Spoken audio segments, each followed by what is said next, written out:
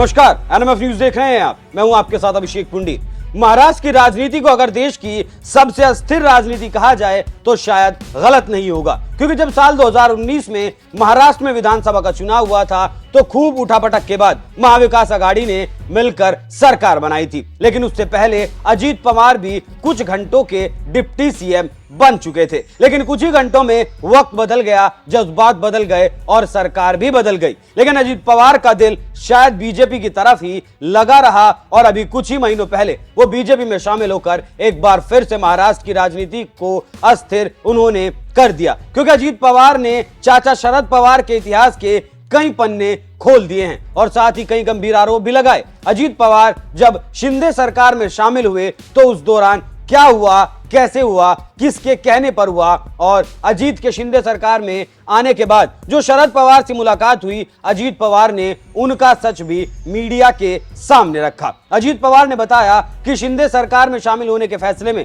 शरद पवार उनके साथ थे और उन्होंने जो इस्तीफा दिया था वो बस एक नौटंकी था, इससे ज्यादा कुछ भी नहीं, वो सब प्लान किया गया था। अजीत पवार ने बताया, एक पारिवारिक चर्चा के दौरान शरद पवार मुझसे सरकार में शामिल होने के लिए कहा था। उसके बाद शरद पवार ने एक कार्यक्रम के दौरान पार्टी के अध्यक्ष पद से इस्तीफा दे दिया, लेकिन बाद में उन्होंने जितेंद्र आव्हाड और पूर्व सांसद आनंद परांजपे को बुलाया और कुछ पार्टी कार्यकर्ताओं को इकट्ठा करने और वायबी चौहान केंद्र में उनके इस्तीफे वापसी की मांग को लेकर आंदोलन करने का निर्देश दिया था। मतलब जो इस्तीफे का खेल खेला गया था वो शरद पवार ने खुद सोच समझकर खेला था और शरद पवार के इस कदम से अजीत पवार बेहद उखड़े हुए नजर आए और कह दिया, अगर वो इस्तीफा देना चाहते थे तो हमें बताना चाहिए था, ये सब करने की क्या जरूरत थी। हालांकि बात ये भी गौर करने वाली है कि इस पूरे घटनाक्रम के बाद ही अजीत पवार शिंदे सरकार में शामिल हुए थे और जब अजीत ने शिंदे सरकार में शपथ ले ली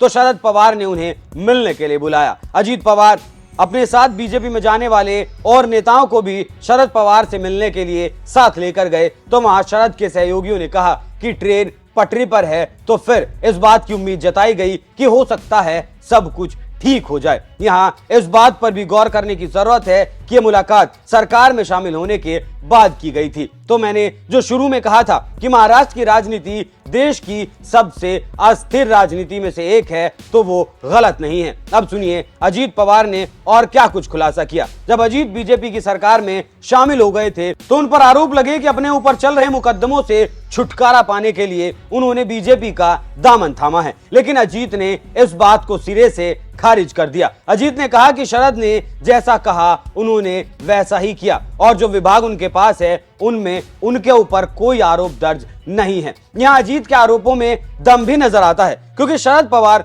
कई मौकों पर अजीत पवार के साथ मुलाकात कर चुके हैं और वो खुद भी इस बात को कह चुके हैं कि अजीत पवार का बीजेपी के साथ जाना शरद पवार का ही खेल था। एक और मुलाकात के बारे में अजीत ने बात करते हुए बताया, मैं 12 अगस्त को जयंत पाटिल के साथ लंच मीटिंग के लिए गया था, लेकिन उससे पहली मीटिंग में जो कुछ कहा था कि सब कुछ जल्द ठीक होगा, लेकिन इस मुलाकात में कोई इशारा नहीं किया गया, कोई संदेश नहीं दिया गया। तो अगर समर्थन नहीं करना था तो फिर मुलाकात क्यों करते रहे। मैं नहीं कहूंगा कि मुझे धोखा दिया है, लेकिन इतना जरूर कहूंगा कि मुझे अंधेरे में रखा गया। और सिर्फ चाचा ही नहीं, बहन सुप्रिया सूले पर भी अजीत ने कहा कि उन्हें भी सरकार में शामिल होने वाले कदम की जानकारी थी, लेकिन अजीत अब सुप्रिया सूले और चाचा शरद पवार दोनों के खिलाफ नजर आ रहे हैं। इसलिए उन्होंने ऐलान कर दिया कि वो बहन सुप्रिया सूले के खिलाफ भी लोकसभा चुनाव के दौरान अपना उम्मीदवार उतारेंगे और हर उस सीट पर उम्मीदवार उतारेंगे जिस सीट पर एनसीपी ने 2019 में